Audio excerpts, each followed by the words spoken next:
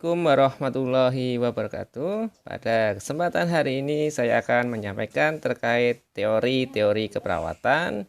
Dan hari ini saya akan menyampaikan teori keperawatan yang dibawa oleh Dorothy Elizabeth Orem, yaitu teori self-care dan teori self-care defisit atau teori perawatan diri dan teori defisit perawatan diri. Oke, kita langsung saja. Siapa sih Dorothy Elizabeth Orem? Ya, Dorothy Elizabeth Orem ini lahir ya pada tahun 1914 di Baltimore, Maryland. Pendidikan lulus sarjana muda tahun 1930 dan lulus magister tahun 1939 dalam subjek pendidikan keperawatan. Dan pada tahun 1976 ya, Dorothy Orem mendapatkan gelar doktor honoris causa. Dalam hal bidang pekerjaan, pada tahun 1945 dia bekerja di Universitas Katolik ya di Amerika sebagai asisten direktur. Untuk karya-karya dari Dorothy Elizabeth Orem ya pada tahun 1985 ya Dorothy Orem mempublikasikan ya atau menerbitkan buku kedua yang berisi tentang 3 teori, yaitu teori self-care defisit dan teori sistem keperawatan. Dan Orem ini meninggal pada tahun 2007, tepatnya pada tanggal 22 Juni. Oke, kita langsung ke pokok bahasan kita pada hari ini, yaitu terkait teori Dorothy Orem, yaitu self-care deficit theory. Apa sih self-care deficit theory ini? Yaitu merupakan apa? Tindakan membantu orang lain ya. Jadi teori ini menjelaskan terkait tindakan membantu orang lain dalam penyediaan dan pengelolaan perawatan diri ya. Untuk apa? Untuk mempertahankan atau meningkatkan fungsi manusia pada tingkat yang efektif dan mandiri di rumah. Teori self-care deficit ini berfokus pada kemampuan setiap individu untuk melakukan perawatan diri dan didefinisikan sebagai praktek kegiatan yang diprakarsai dan dilakukan oleh individu atas nama dia sendiri dalam memelihara kehidupan dia, kesehatan dia, dan mencapai kesejahteraan dari individu tersebut. Asumsi pada teori self-care deficit ini ya, self-care deficit teori ini adalah yang pertama ya, berasumsi bahwa seorang individu itu agar tetap hidup dan tetap berfungsi ya. Jadi manusia terlibat dalam komunikasi yang konstan dan terhubung di antara mereka dan berada pada lingkungan mereka.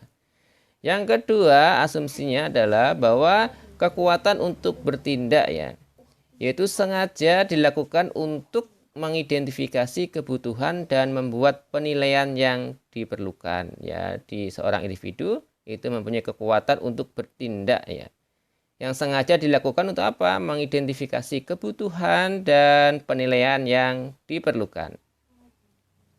Asumsi yang ketiga adalah pada teori self-care deficit teori ini adalah manusia dewasa memiliki pengalaman hidup ya dalam melakukan perawatan diri dan melibatkan orang lain dalam membuat tindakan untuk mempertahankan hidup dan mengatur fungsi kehidupan. Asumsi yang keempat adalah hak menentukan atau mengambil keputusan ya. Manusia ya dilakukan dalam menemukan, mengembangkan ya, mentransmisikan kepada orang lain ya. Cara-cara dan sarana untuk mengidentifikasi kebutuhan. Dan membuat input ke dalam diri sendiri dan orang lain. Asumsi yang kelima pada teori self-care deficit teori ini adalah kelompok manusia itu terhubung dan terstruktur mengelompokkan tugas dan mengalokasikan tanggung jawab ya untuk memberikan perawatan kepada anggota kelompok. Jadi sekelompok manusia itu terhubung dan terstruktur, mengelompokkan tugas dan mengalokasikan tanggung jawab. Untuk apa? Untuk memberikan perawatan kepada anggota kelompok.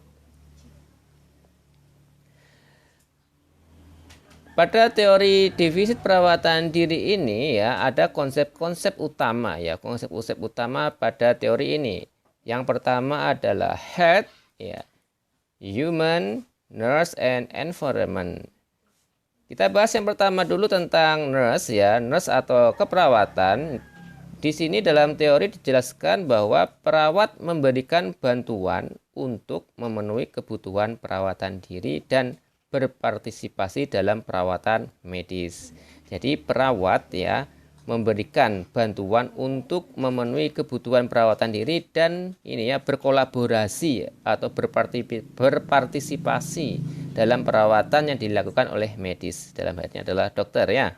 Kemudian yang kedua adalah human atau manusia ya. Ini bisa pria, wanita, anak-anak ya yang dirawat sendiri ya, atau sebagian unit sosial ya, dan sebagai objek perawat untuk diberikan perawatan. Jadi manusia itu sebagai objek dari kita sebagai profesi perawat untuk ya diberikan suatu perawatan, baik itu pria, wanita, anak-anak ya, atau orang tua. Selanjutnya yang ketiga adalah environment ya, lingkungan ya. Lingkungan ini adalah berdampak pada kemampuan diri dari suatu individu dalam melakukan perawatan. Nah, apa itu? Ada lingkungan fisik ya, kimia, biologi ya, termasuk keluarga, budaya dan komunitas.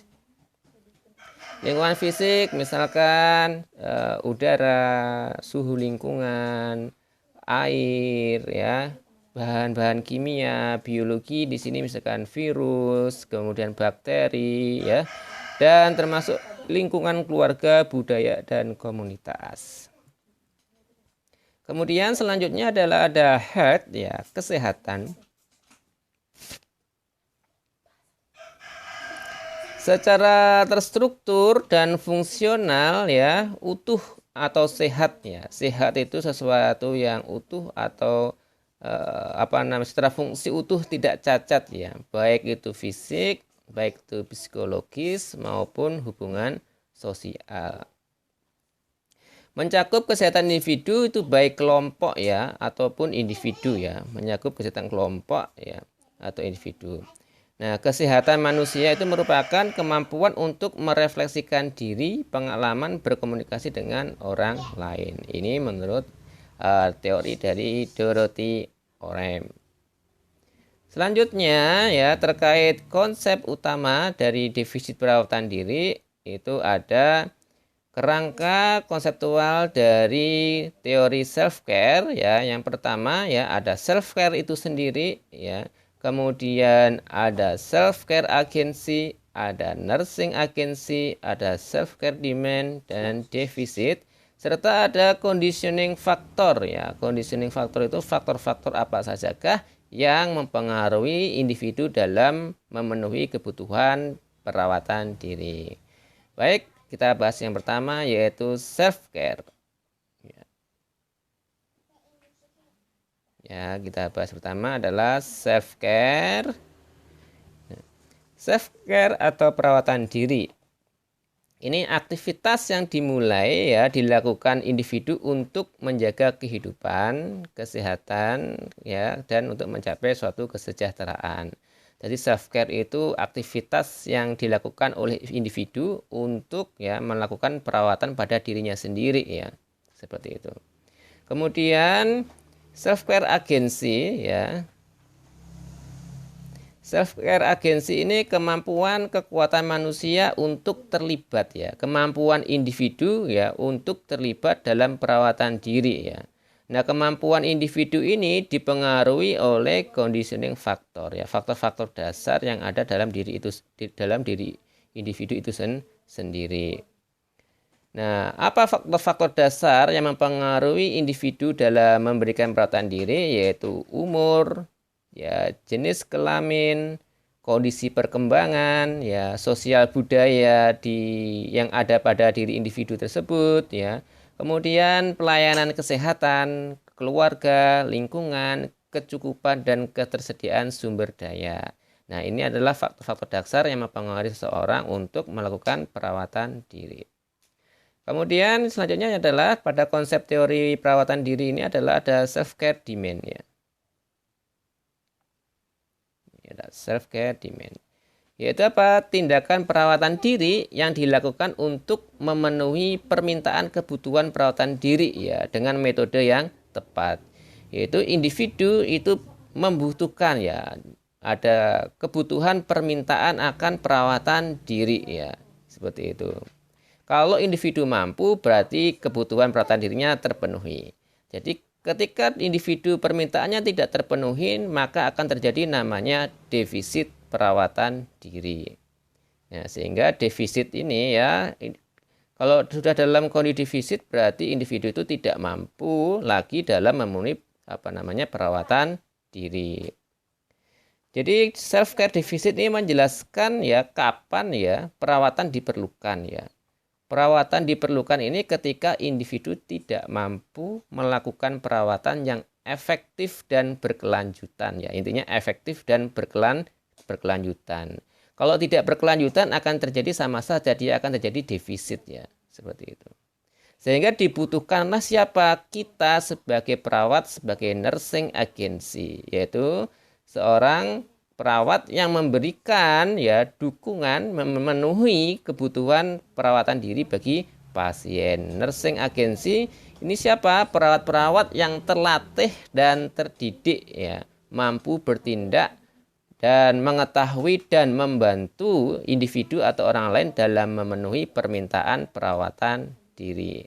Nah, ini adalah konsep-konsep utama pada teori perawatan diri Dorothy Orem.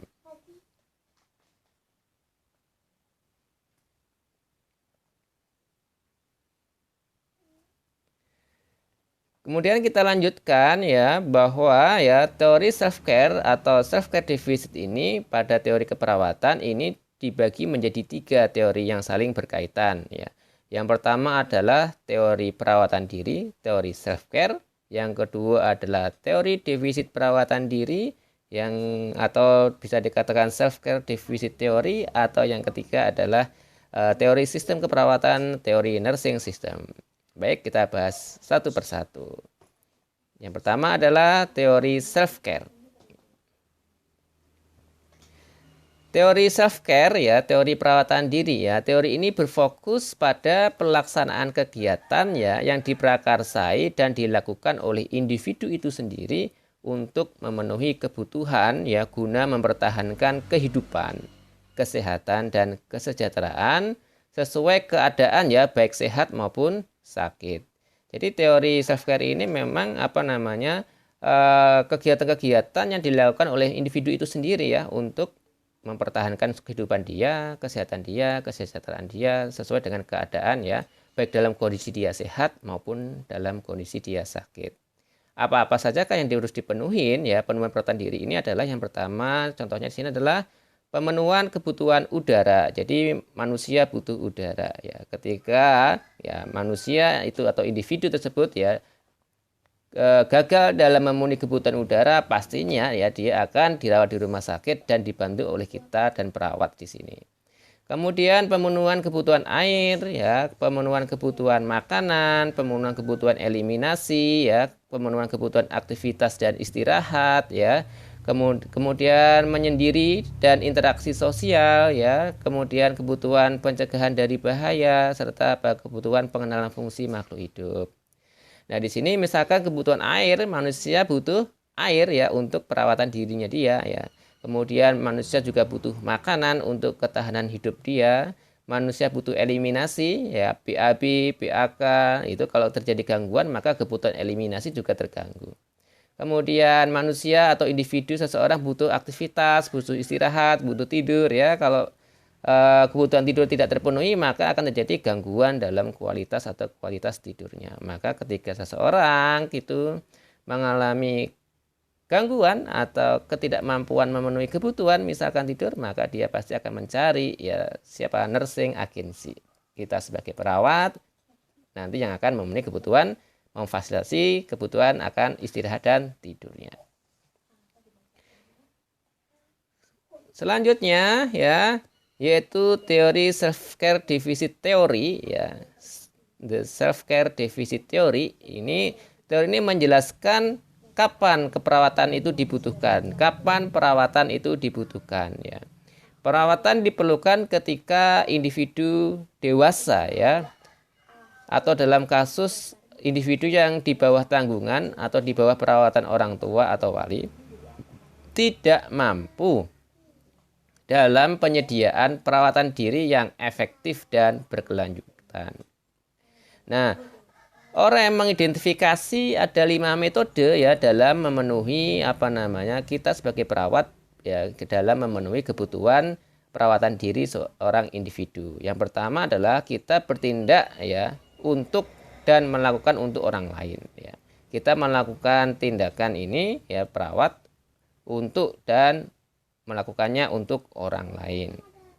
Jadi kita sebagai pengganti ya, sebagai pengganti dari individu dalam memenuhi kebutuhan perawatan diri pasien. Kemudian yang kedua yaitu membimbing ya. Jadi perawat membimbing orang lain, membimbing individu untuk ya agar dapat memenuhi kebutuhan perawatan dirinya.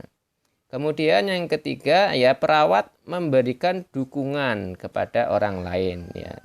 Misalkan dia secara sumber daya bisa melakukan tetapi secara motivasi ya, dia tidak mampu. Ya, salah satunya kita berikan dukungan. Kemudian yang keempat menyediakan ya lingkungan untuk meningkatkan ya perkembangan pribadi untuk memenuhi tuntutan masa depan. Jadi kita memfasilitasi lingkungan untuk meningkatkan perkembangan secara pribadi. Yang terakhir adalah perawat memberikan edukasi atau mengajar kepada orang lain dalam bagaimana cara memenuhi kebutuhan diri mereka sehingga tercapai ya kesehatan dan kesejahteraan. Yang terakhir di sini ya yaitu teori nursing system ya. Teori yang ketiga pada teori OREM ini adalah teori of nursing system ya. Teori ini adalah produk dari serangkaian ya hubungan antara orang-orang, perawat dan pasien ya. Orang-orang di sini adalah perawat dan pasien.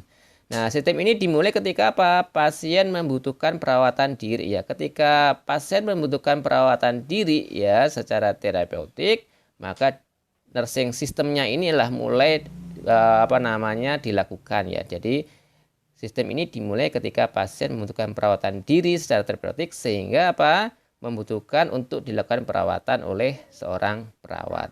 Maka ketika seorang pasien membutuhkan perawatan diri, disitulah kita perawat masuk ya dalam memberikan perawatan diri. Kemudian pada teori of nursing system ini menggambarkan nanti kebutuhan pasien yang akan dipenuhi oleh perawat ya. Nah, oleh pasien itu sendiri atau kedua-duanya. Jadi menggambarkan kebutuhan pasien yang akan dipenuhi oleh perawat, oleh pasien itu sendiri atau kita sebagai perawat ikut dalam memfasilitasi memenuhi kebutuhan perawatan diri. Jadi akan ada tiga kategori di sini terkait dalam pemenuhan kebutuhan perawatan diri pasien. Yang pertama adalah wholly compensatory system ya, sistem bantuan penuh ya. Kemudian contohnya di sini adalah misalkan kalau bayi baru lahir pasti akan kebutuhan perawatan dirinya akan dibantu penuh oleh perawat. Atau contohnya di sini adalah pasien post operasi ya yang dirawat di ruang post anesthesia care unit atau di bawah ruang diberikan perawatan di ruang post care anestesi ya, sehingga dia memang tidak bisa ngapa-ngapain sehingga harus dibantu total ya karena di bawah pengaruh anestesi. Contohnya seperti itu.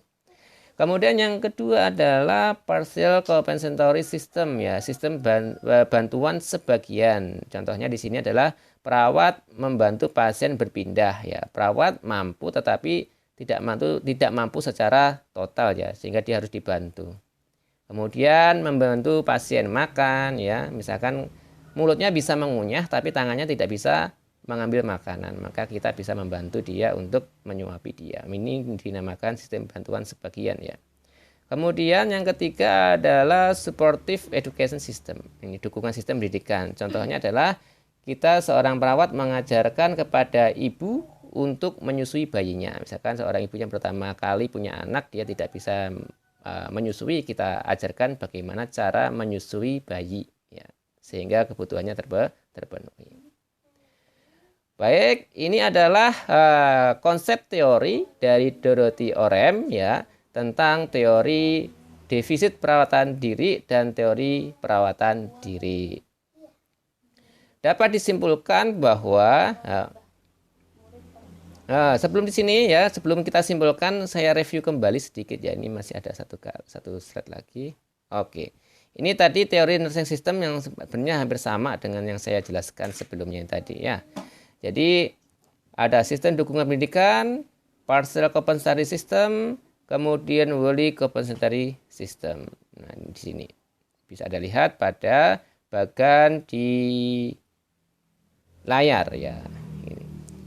Di sini ada sistem dukungan pasien ya. Di sini mengatur latihan dan perkembangan self care serta menyelesaikan self care. Kemudian ada partial compensatory system, ini menerima asuhan dan bantuan dari perawat ya, mengatur self care agency, melakukan beberapa tindakan self care. Ini yang dilakukan oleh klien. Terus kemudian yang dilakukan tindakan perawat apa? Yaitu melakukan beberapa tindakan self care untuk klien ya, kompensasi terhadap keterbatasan self care klien dan bantu klien sesuai dengan kebutuhan. Kemudian pada wholly compensatory system, ini adalah sistem bantuan penuh, dukung dan lindungi pasien ya, yang dilakukan oleh perawat ya. Menyediakan self care terapeutik klien dan kompensasi terhadap ketidakmampuan klien terlibat dalam self care. Baik, dapat kita simpulkan bahwa ya, teori self care ini ya lebih relatif sederhana ya. Teori Orem ini relatif sederhana ya, tetapi dapat digeneralisasikan untuk diterapkan pada berbagai pasien ya. Ini menjelaskan istilah perawatan diri ya, sistem perawatan diri dan defisit perawatan diri ya. Dan ini sangat penting bagi siswa ya, bagi mahasiswa ya, yang berencana untuk memulai karir mereka dalam keperawatan. Maka dia harus mengetahui ya kebutuhan akan perawatan diri pada pasien. Yang kedua ya, teori ini menunjukkan bahwa semua pasien ingin merawat diri mereka sendiri ya. Jadi semua individu ingin merawat diri mereka sendiri dan mereka mendapatkan pemulihan secara tepat ya dengan melakukan perawatan diri sebanyak yang mereka mampu. Kemudian teori ini terutama digunakan dalam rehabilitasi ya, berikut ini ya, dan perawatan primer atau pengaturan lain di mana pasien didorong untuk mandiri.